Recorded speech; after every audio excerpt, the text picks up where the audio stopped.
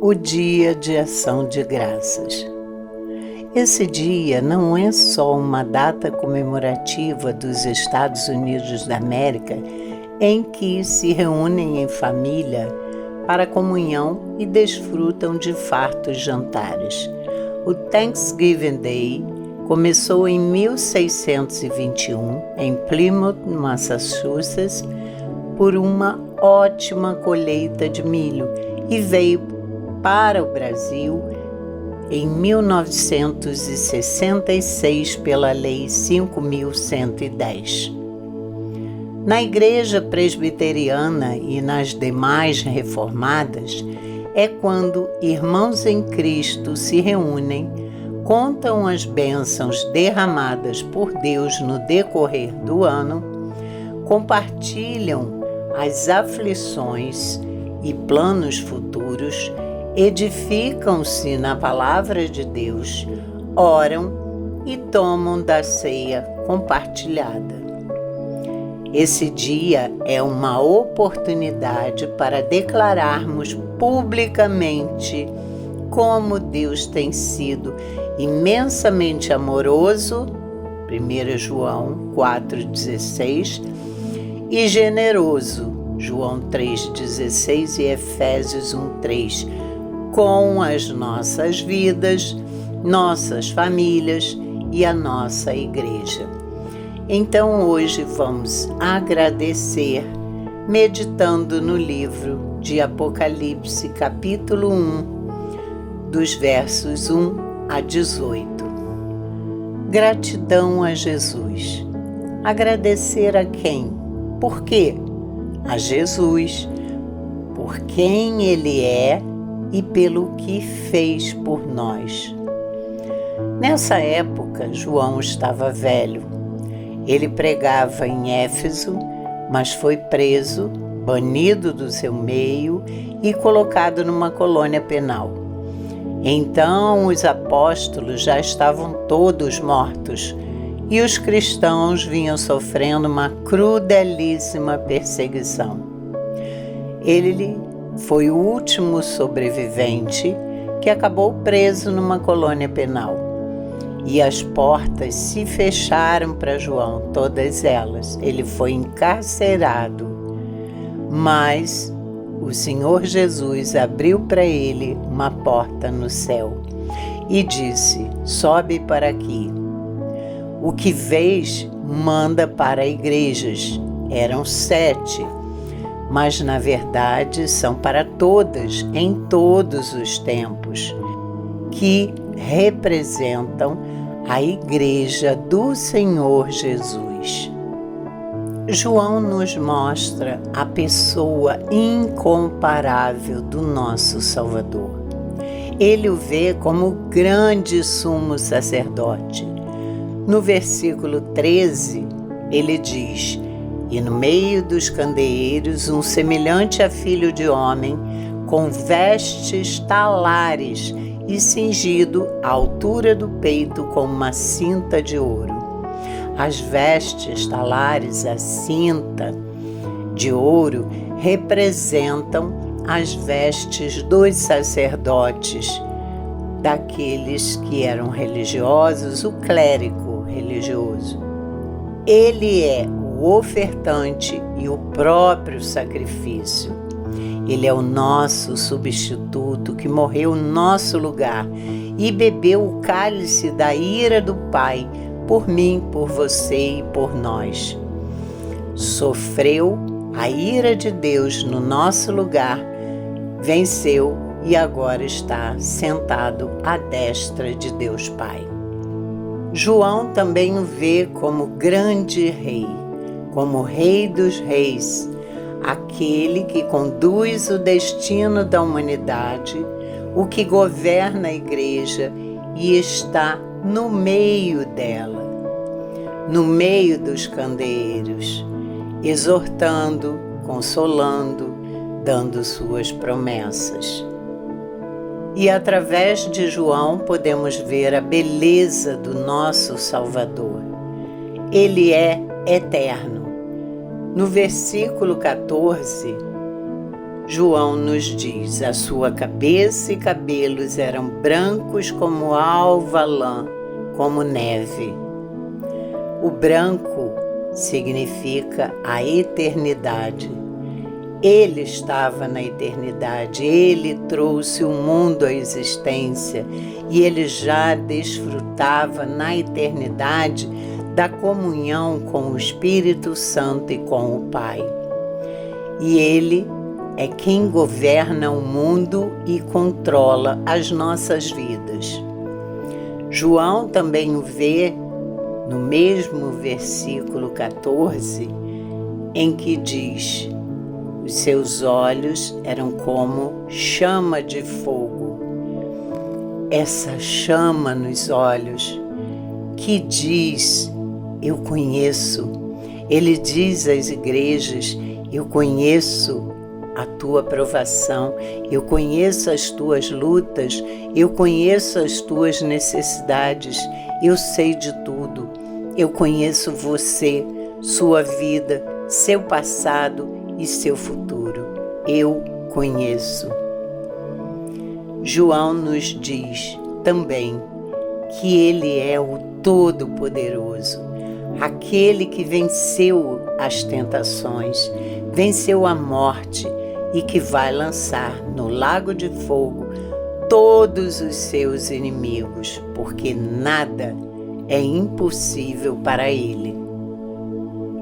João nos mostra que ele é irresistível.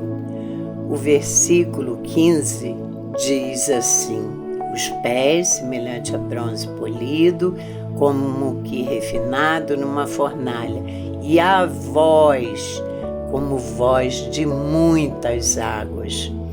Uma voz poderosa que cria tudo do nada, que faz tremer o universo, que fala e o universo se dobra, que para a tempestade e que faz o vento obedecer, que faz o sol aparecer, os demônios fugirem e os anjos obedecerem.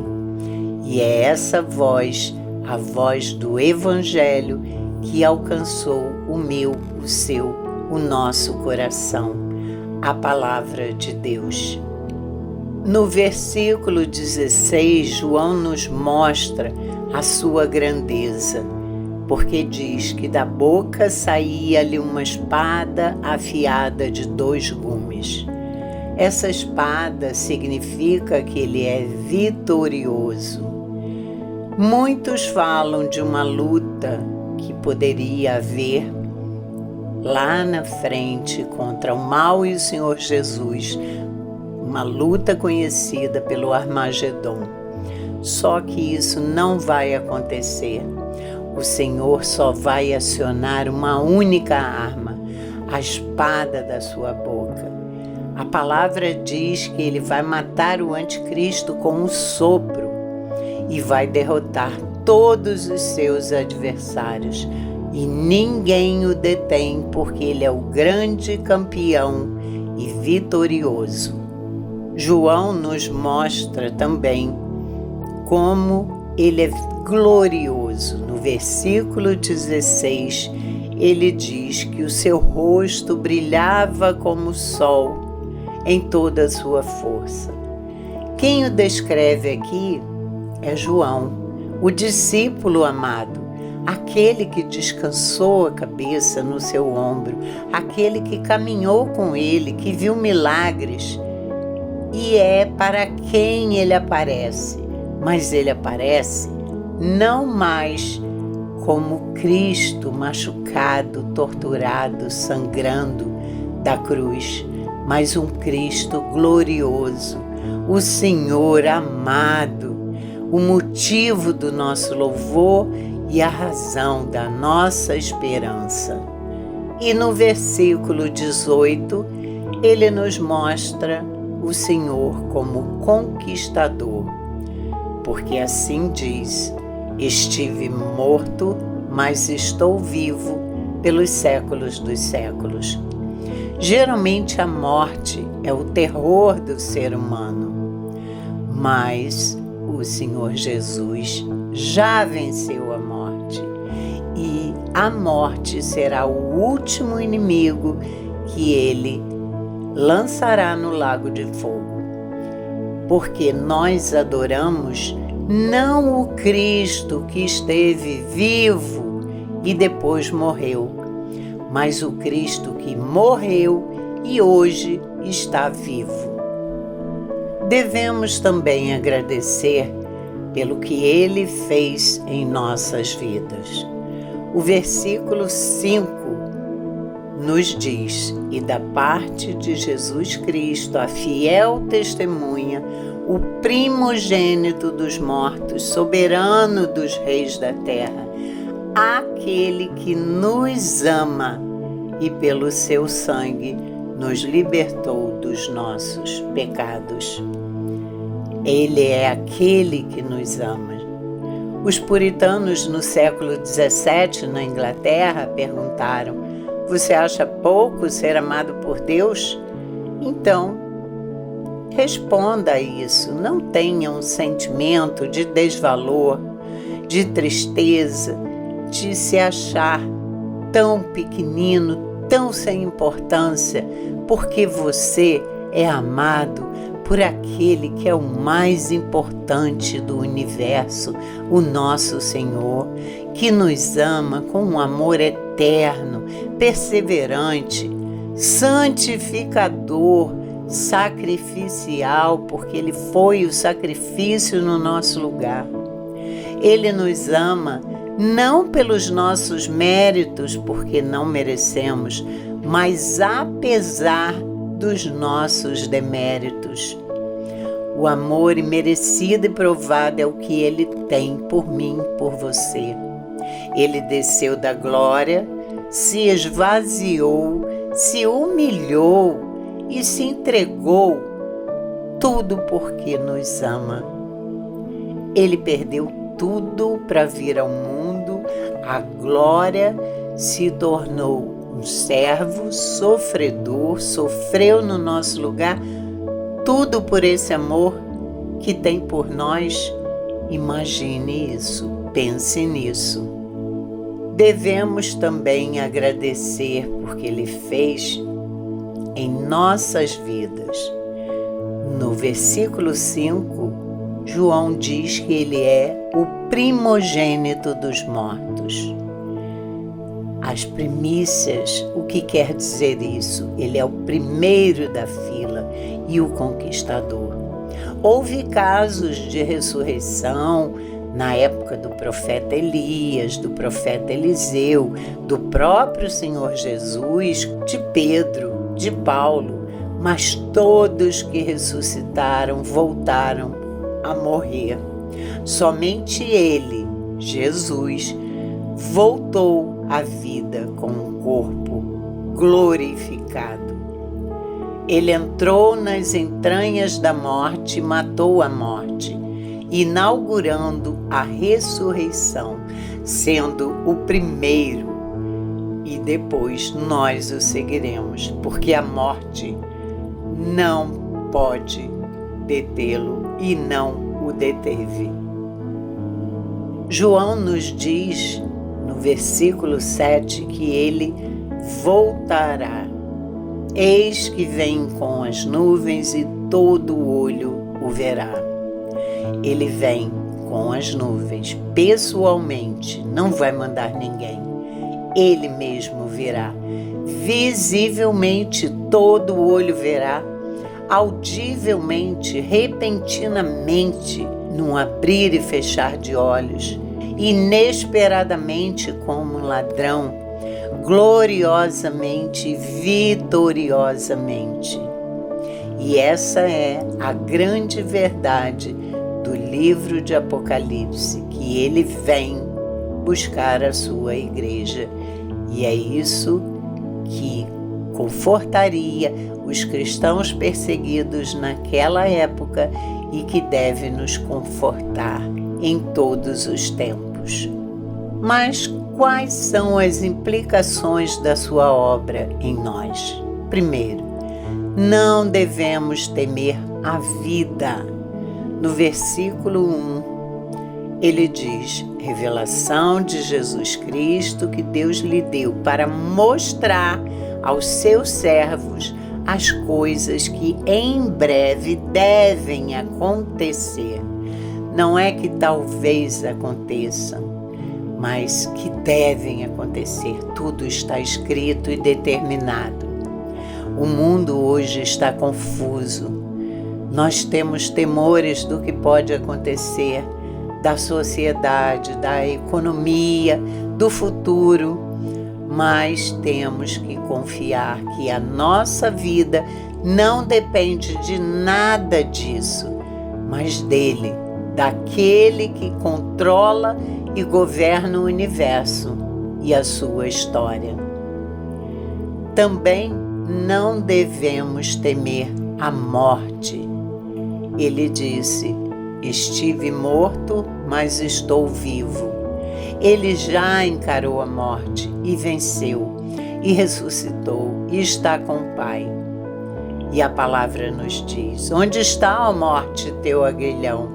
O Senhor Jesus já te venceu. E Paulo também afirma que para ele morrer é lucro, e queria estar com Cristo, o que é incomparavelmente melhor. Por isso não devemos temer também os acontecimentos do aqui e do agora. Naquela época, Domiciano foi um imperador cruel que se achava senhor e um próprio Deus.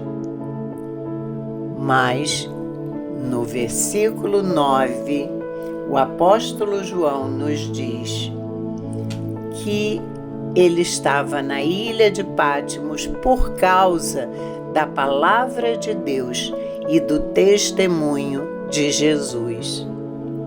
Domiciano queria calar João, porque era o último apóstolo. Ele queria destruir o cristianismo.